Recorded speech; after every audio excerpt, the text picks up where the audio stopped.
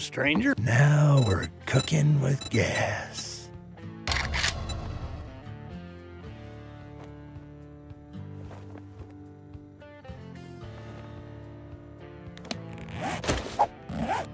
Thank you, survivor. My family and I are in your debt. Here is your reward.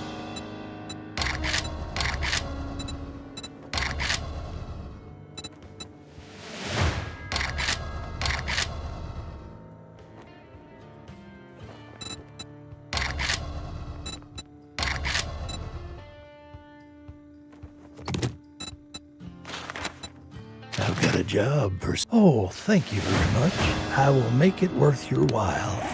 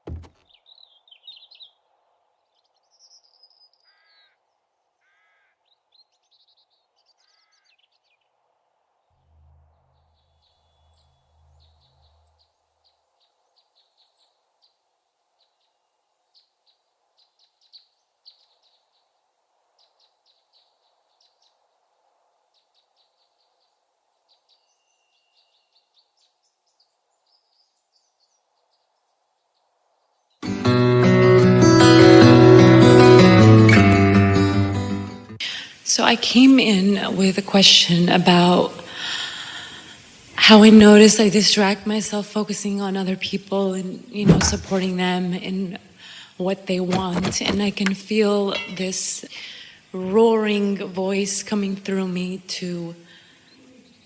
it's time for me to focus on my passion. The roaring voice is not exactly saying that. It's close. First of all, there is a roaring voice because your desire is very strong. But what the roaring voice is saying is before you can help someone else, you have to hook up to the helpful stream, which means you have to be selfish enough to figure out where that is. And sometimes the people around you, with all their wants and needs and desires and beliefs and many helpful things too, sometimes they just distract you. And so that feeling that you keep having is that it's time for me to take care of myself isn't because it's not lovely to help others. It's because you just got to do that first. That just has to be a more dominant thing. And that's what we've been talking about all day here today. So what you've been feeling fits in perfectly with what the content of this gathering has really been about. And you understand that really well here and now. We could have had that conversation with you, this much of it, that conversation with you at any point along the way, and you couldn't have heard it. But this seminar today, the hours that you've been listening, caused you to be ready, to be ready, to be ready, to be ready. So you heard that. You all heard that in a way that you would not have heard it otherwise. What kinds of things or what kind of requests are people around you making of you that make you feel distracted? I think it's just starting at such a young age of that consistent dependency from family. Yeah, but and you said just now something was on your mind. What is it? What are others asking of you that you feel is distracting you from what you really need to be about right now? What are they asking? Or are you just making it all up? Is it a perception that you have that has no valid basis? I think it's a belief that just kind of... A belief? Well, a belief's a thought you keep thinking. So jump into that belief somewhere and tell us what it is. I believe that I need to what? I believe that I need to take care of other people before myself. That's... Because that's because it's better to give than to receive?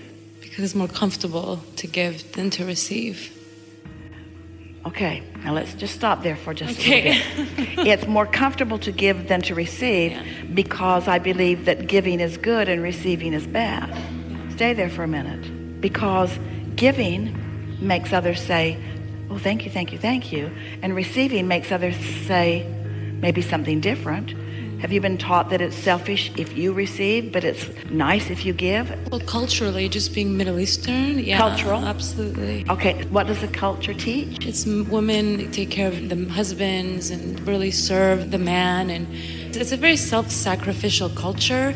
And I pulled now away. Don't get too carried away. Yeah. Don't get too carried away because everyone can hear it and maybe relate a little bit. But let's not call it cultural. Let's call it sort of human. Almost everyone who comes together with almost everyone. Now we get it that in some cultures there's a deeper stream of consciousness like that, but isn't every relationship kind of like that? I want you to give to me and I want to give to you, just to some extent. Now the reason that we want to start here in a more basic place is because when you said it feels better, you did say that, didn't you? It feels better? To give? Yeah. If it's feeling good, if there's satisfaction in it, then you must be onto something. And we don't need to talk about whether the culture's right or wrong, but if in the moment of giving it feels good, then you must be onto something. So let's talk about why, just like in the last segment. Let's talk about why that feels good. So we brushed on this earlier, but you're really going to get this. We know you understand because we never stop talking about it, that as you are living life, knowing what you don't want, knowing what you do want, you are asking, step one. And that source is answering, step two. And then that all day we've been talking about how you have to get into the receiving mode in order to let in what you've asked for, that source is already lined up. When you're in that receiving mode, so think about when you're in the receiving mode, how do you think source finds a way of giving to you or others?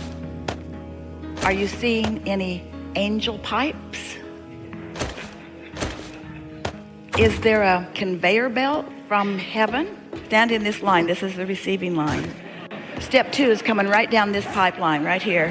And you just stand right here with your little whatever it is and get yours. We're being absurd, we know. But it's not coming in like that. So how is it that the exchange is happening? Doesn't the good that comes to some come through others? We haven't said this in previous written books. We're just beginning to explain it to you here in the last 2 or 3 seminars, that when you perform step 1 and now you are in step 3, often source, your inner being, law of attraction, universal forces, God, whatever you want to call that consciousness, utilizes your open valve to give to others through. Doesn't that make sense? Haven't you been inspired in your giving? Haven't you been in the right place at the right time? And hasn't it felt so wonderful that you can't even begin to explain how good it feels? Because when you're tapped into the resources and they are flowing through you to some object of attention that you have, and that person is also in the receiving mode, then they're receiving through you and you're receiving. In other words, no wonder that feels good. That's how it all fits together. But what if that's felt good, but then you start reading books about how inappropriate it is for others to make demands through you?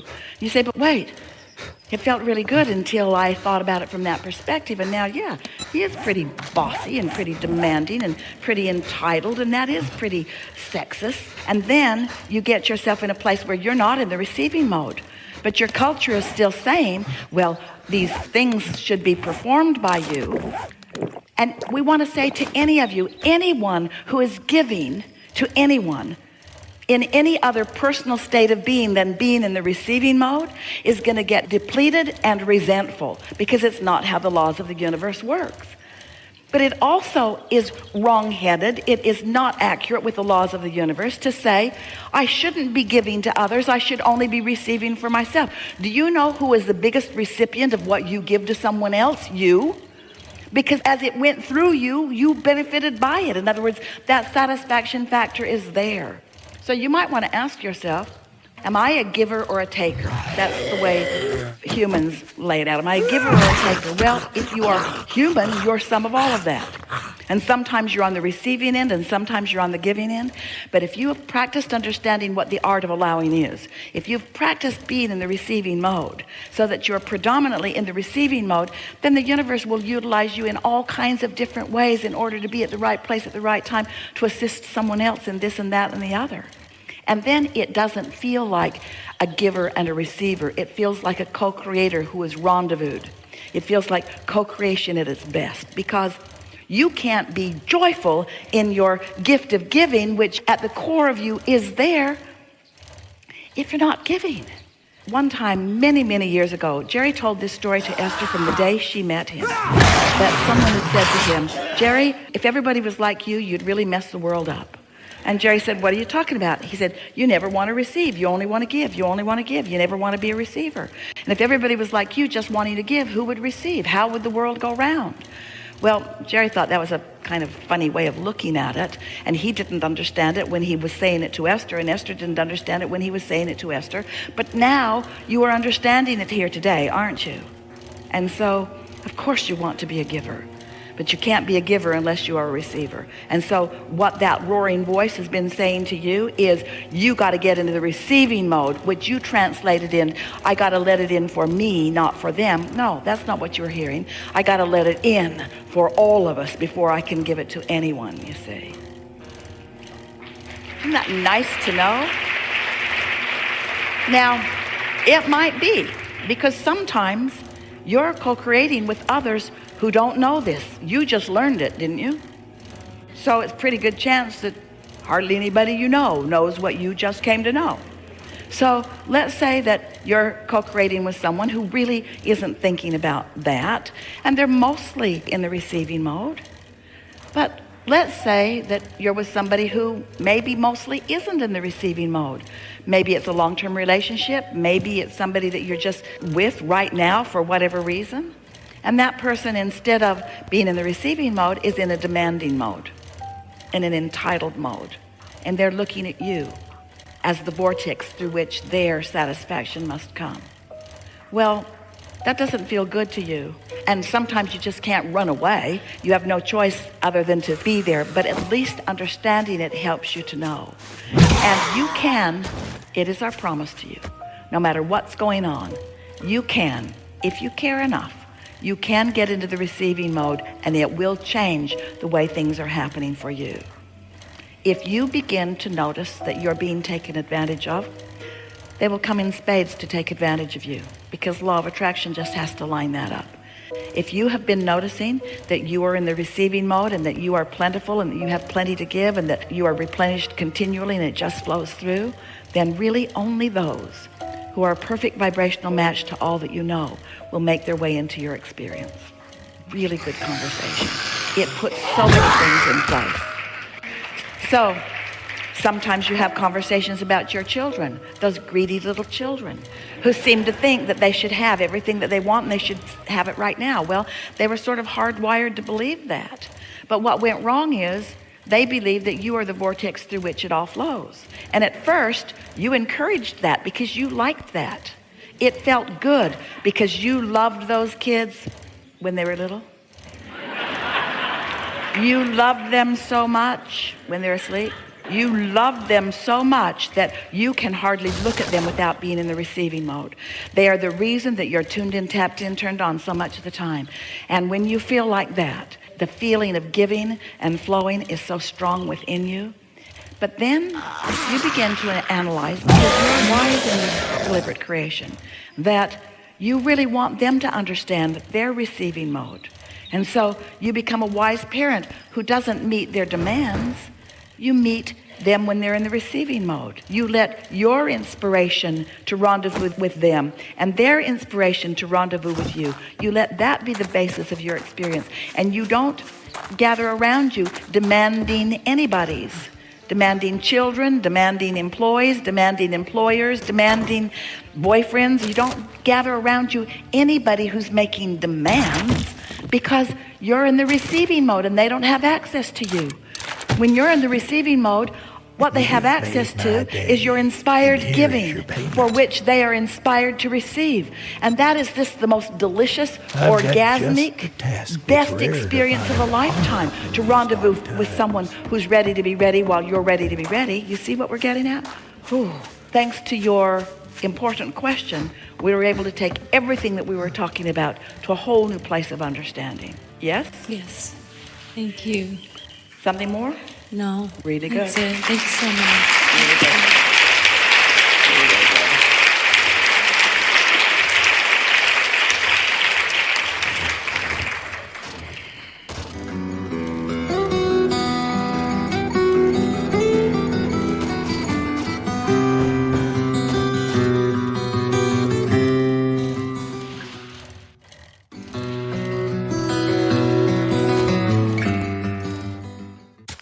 First timer, so bear with me, please. I thought I was going to get called, but I really didn't think I would. So you must have thought you were more than you thought you wouldn't. Profound. It is profound. I'm hoping to find some quantifiable answers, solutions to increase my desires, such as creative visualization, writing things down, something to keep me aligned when I'm being challenged to go to that side I don't really want to be. The book our friend was talking about, Ask and It Is Given, has 22 quantifiable processes in the back of it that are all about exactly what you're asking for. However, there is something more that we want to say to you, to all of you, about visualization, writing things down, scripting. Because of what we've already talked about here today, you're going to hear this easily. Whatever vibration you've got going on, whether it is a vibration of pure desire or a vibration of pure doubt or a little bit of each, whatever vibrations you've got going on, your attention to them will increase them. So the point that we're making is before you do any scripting or any visualization or really any conversation you want to have a sense of where you are vibrationally, because wherever you are, you're going to increase it through your scripting. And that's why we say sometimes you try too hard. You're not in a good place, and then you think, well, I'll just work harder and I'll get in a better place. And when you're not in a good place and you work harder, you get in a worse place. You have to find some way to shift it, which means the shifting is easier if it takes place at a slower vibrational place. We've given the analogy of the train. So let's say you want something but, well, you might be able to pivot and shift that if your desire and your belief are about equal. But if you've got desire, 10 desire engines and 10 doubt engines going on, then when you script, it's not going to get better. So we've been giving analogy, and since you're new, we're happy to give it to you again. Imagine yourself at the top of a San Francisco hill. Pastor remembers this first-time experience vividly. And imagine yourself taking your car out of gear and taking the parking brake off and just deciding that you're just going to nudge it a little just to see what's going to happen. Well, you're wise enough to know what's going to happen. It's going to roll down the hill. It's going to gain momentum as it goes. It's going to plow through what gets in its way, and it's going to end up in the bay. If you let it go, that is what's going to happen. Momentum says that it will happen.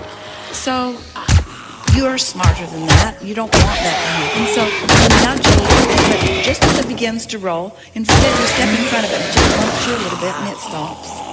But you would not want to be at the bottom of the hill trying to stop that vehicle. So in the same way, we don't want you to be at the bottom of the hill scripting. We don't want you to be at the bottom of the hill trying to turn it around, because you're not going to turn it around. It's going to mow you down. Because what you're thinking about is what you're thinking about. And even though you've got a smile on your face and you're using happy sounding words, and maybe you get a tone in your voice that sounds different than you feel, how you feel is attracting more to you. So the worse you feel, the more we want you to go to sleep. The worse you feel, the more we want you to get off the subject. Get off the subject that has the momentum. Now you can do that. You can get off the subject that has the momentum and onto another subject that has no momentum, like a feather. You think we're kidding. Now that feather has momentum. You see what we're getting at? It really is. The leading edge conversation is. And here you are. You think you're a first timer, but you're not. Here we are having the most leading edge conversation about deliberate creation that we've had in a long time. When you feel like you need to try harder, don't. Because efforting is counter to vibrational allowance. So what you really want, you want inspiration in the scripting. You want to say something and then feel inspired to say it more. And if you're struggling to say it, then if it's not flowing easily, then it's better to change the subject altogether.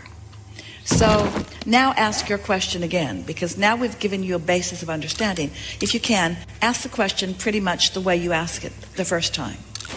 I would like some quantifiable. Oh, you want me to repeat it? Yeah. I'm sorry. I'd like some quantifiable examples of how I can maintain myself at a higher vibration. Now you said something really good when you said maintain myself at a higher vibration, because maintaining yourself at a high vibration, then all the scripting and all the conversation that you can do is a wonderful thing. That's milking it. When you know you're there maintaining it, that's the time to do it. Do it when you're maintaining it and wanting it to be more. But when you're not there, change the subject. And if you get your attention off the problem subject long enough, it will dissipate into nothing that is active enough in your vibration that will affect you. It's like the trains that are about your desire are still robust, and those other trains just keep falling off and falling off and falling off until you're so free of resistance that you're sailing in the direction of what you want. Sounds Helpful? Absolutely. Can I ask one more question? Yes, and we can demonstrate with you an example of it if you are wanting. Pick some subject and get a little momentum. Some subject where you're already there. Not some challenge or something that you're trying to make happen, but some subject where you're already there. And let's milk it, not because we're trying to make something happen with it, but for the pleasure of what it feels like when momentum gathers speed. In other words, it just feels better. Okay, a dog. Because Yes. you got the concept that we gave you about your vortex and your inner being and really how high and fast that energy is. So here's a statement you can always count on. No matter how high you think you are, your inner being is higher. So there is more momentum to be experienced. There is more exhilaration to be accomplished. There is more clarity to be received. There is always more, because your inner being will always have less resistance about your subjects than you do, no matter how good you think you feel. Ooh, don't you like that? So that's the reason. Not only is that first timer bringing forth something that we've never talked about before, not only is that a way to increase momentum, that's the reason that more momentum is even possible, because it's already underway. We interrupted you. So I have a great passion to help others. Because? It feels good. Tell us more about that. Because we're going to use what we were talking about before. Because I'm appreciating so much the beneficial life that I live and the abundance that shows itself to me in so many ways, all day, every day. And when that momentum gets going, the next logical step is that I flow it wherever I'm inspired to flow it. Now, did you feel how there was no resistance in that statement? Did you feel that? Now, here's another way of saying it where there would be more resistance. I have so much to give, and there are others who are in need. And it doesn't seem right, feels unfair for me to be prospering in these ways and someone else not to. So I'm just trying to even it out a little. Now, that was laden with resistance, because that's defying the laws of the universe as they are. So sometimes when we talk about this subject, people accuse us of teaching people to be selfish. We say we do. We want you to be selfish. Because if you're not selfish enough to insist on your alignment, then you don't have anything to give. And so if you're not in that receiving mode, which is the replenishing mode, and you're giving to others, and you're not replenishing, then you're going to begin to become depleted, and then the whole thing turns into something. And certainly you've had those experiences where something that seemed wonderful in the beginning turned to a place that felt uncomfortable to you in time. Because in the exact way, we like this so much, in the exact way that you must be in the receiving mode to receive from Source and the abundant universe, Greetings, stranger. they Many must thanks. be in the receiving mode to receive very from you. resourceful. Here's your pay. So when you give where someone is not able to receive, you get a little electrocuted. Just a little. So you already answered my second part. Thank you.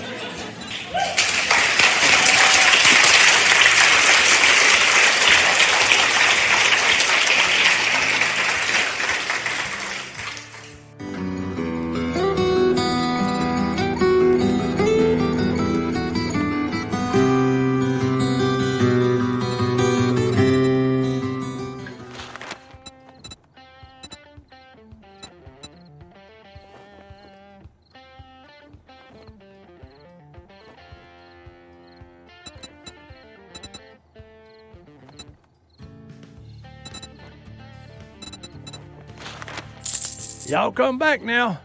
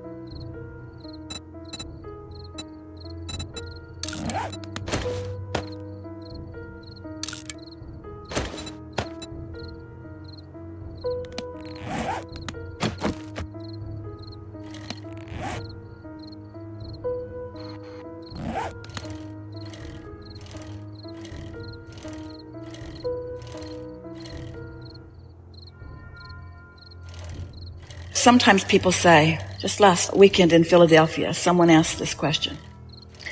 What if I have unconscious beliefs that are in my way? And we say, well, if you're not feeling any emotion about them, then they're not a big enough player to be affecting you. And if they are a big enough player to be affecting you, then you're going to be feeling emotion around them. So isn't it nice when you realize that you have emotion that's pointing at something that's in your way? So we want, just for a moment, because this has been intense and a little bit heavy, we want you to understand how really beautifully and easily this all works. We want you to realize that your inner being does know everything that you want and where you are in relationship to it. And this is the most important thing that you'll hear from us all day. Your inner being knows what the path of least resistance is between where you are and where you want to be. Say it again. Your inner being knows where your path of least resistance is. Your inner being understands your path, and your inner being understands the resistance that you've put on the trail. Your inner being is not upset about the resistance that you put on the trail. Your inner being is aware of the resistance that you put on the trail, but your inner being is navigating you around the resistance that you put on the trail. Because your inner being knows you don't have to go back and clean up that resistance. You just can't look at it without it being a blockade that will not let you move along your trail. Does that make sense to you? You don't have to go back and clean things up. You just have to get tuned into your inner being, who will guide you through the path of least resistance to what you want. Your inner being never says to you, gotta go back and clean that up. You've got to go back to the time that you were 10, and you've got to confront those demons, and you've got to bring them out into the open, and you've got to find a new place. No. That's not what your inner being is saying, and that's not what we're saying to you, and that's not what we wanted to happen to you. But if there's resistance on your trail that you keep tripping over, then you either got to get rid of the resistance or, and this is the better option, you got to get rid of the resistance. First of all, friends, you can't, so give that up. You got to do one of two things. You got to give up the resistance. You can't do that. You can't undo that. You can't stop remembering things. You can't not see a photograph and not remember what it meant, or hear music and remember what it meant. In other words, you're not going to undo that resistance. All right? You're not going to undo that resistance. You're not going to have not lived what you've lived. How about that? You're not going to unlive what you've lived. Nor would you want to, because you put the other end of it in your vortex, which is calling you. You put the do want in your vortex, which is calling you. So your vortex, your inner being, are calling you toward what you are wanting. And even though all that resistance is peppered all around on your trail, your inner being says, come this way, come this way, come this way. Meet this person, see this, see this, see this. Your inner being never says, get rid of it. Your inner being says, ignore it. Your inner being says, come this way. Come this way, come this way, come this way, come this way, come this way, come this way, come this way, come this way, come this way. And you say, but what about this that I did? Or what about this that I said? Or what about this that I thought? That's resistance that your inner being is not asking you to focus upon and make more. Your inner being is saying, come this way, come this way, come this way. Can you feel how many things that we have accomplished today in terms of an understanding of what's going on with this business of creating your own reality? And the most significant thing here, and it is hugely significant, is that when you know what you don't want, you know what you do want. And your inner being is always calling you there. And when you feel anger, it's because you're not going the way your inner being would have you go. You're stopping to examine the resistance. Ooh, I think I need to talk about this. Your inner being says, we're not talking about it, but I think I need to talk about it. I think I need to repent about it. Or I think I need to ask forgiveness about it. Or I think I need to unlive it in some way. And your inner being is saying, take your attention away from it and it will no longer exist as a vibrational factor in your experience. You say, yeah, but it was big. And your inner being says, doesn't matter how big it is, take your attention away from it and it will no longer exist as a vibrational factor in your point of attraction. You say, yeah, but it was really, really big. Your inner being says, it doesn't matter how big it is, take your attention away from it and it will no longer exist. There's no law of exclusion, and there's no law of redemption, and there's no law of repentance, and there's no law of unliving, and there's no law of undoing. There is only the law of attraction, which is responding to who you are. And this is the thing that we want so much for you to understand. Who you are. That's what you said. Who am I? Who am I? You're a source energy being in a physical time-space reality with a vibrational part of you that is so huge and calling you. That's who you are. You are liquid love, and when you are not loving, then you're off of who you are. You are happy, and when you're not happy, then you're off of who you are. You're easy, and when you're not easy, you're off of who you are. You can tell by the way you feel. Warmer, warmer, warmer, colder, colder, colder. That's all it is. We make much. We blame you. No. We make much too much of all of this because you care so much about understanding why things haven't gone better that you don't just let go and let them be better.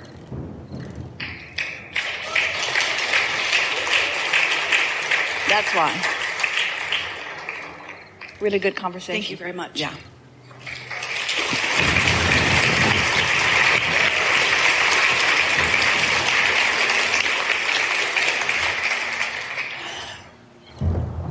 So let's recap just a little bit, because we want to, together, find that vibrational place that fits right with where you now are, because these are the ingredients that have accomplished this leading edge conversation. And we are appreciating a lot you being here, not because you dragged yourself here, not because you thought you should be here, and not because somebody else dragged you here.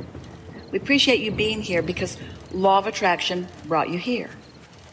Your vibrational offering is the reason that you were an important component of this conversation. And there's no one in the room that was not an important part of this conversation. There are so many people that you are interacting with out in what you call your world who are not deliberate about their creation. They are what we call creating by default. And by that we mean they are observing through their physical senses situations, and then they are having knee-jerk reactions to those situations. And sometimes, in fact, often, in fact, about more than 80% of the time, they're more than 90% of the time, about 95% of the time, their knee-jerk reactions are negative reactions. And what that means is they're observing and reacting in a way that cannot turn the tide on what they are observing. But here you are, what by Earth population standards would seem to be a small cluster of consciousness. Here you are, contemplating from your broader perspective. Here you are, realizing maybe for the first time the benefit of what all of that contrast provides for you. And here you are, like everybody else on the planet, creating a vortex, only you understand that your vortex exists. So you have an option that most people don't have.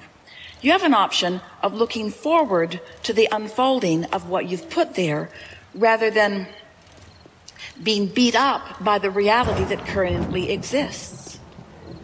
Everyone on the planet stands on a platform that is really wonderful, in that you have stability beyond your ability to even realize it. So much about your environment you don't have to worry about at all. And in that unnecessary or absence of worrying about the unnecessary things, you get to be on this leading edge where you get to create in the new environment, in the new way. Understanding vibration and understanding law of attraction gives you a skill set that only a small part of your civilization has stumbled on before. Just understanding that you are an extension of source energy and that the larger part of you still exists gives you an advantage because you now understand that that larger part of you is active with you here today, which, if you will think about what we've talked about here today, means, or will give you a reason to understand how your guidance system works, what negative or positive emotion means. So you have, let's say, a vibrational advantage. You have the advantage of knowing that with a little bit of focus, that you can accomplish something energetically that will give you a leverage that will carry you far further than the majority of the population who is depending upon action to make things happen for themselves. So if you'll leave this gathering with this word in your mind, leverage, we're speaking for you, I am going to experience the leverage, the advantage, the power, utilizing the energy that creates worlds. I am going to do the energy work first, and then I'm going to follow my joyful impulse to the action that will demonstrate what I've created vibrationally and energetically. We're speaking for you still. I am no longer going to rely upon my action to fix things, to make things. My action will, from this point forward, be the way in which I enjoy the things that I've created through doing the energy work. My emotions mean everything.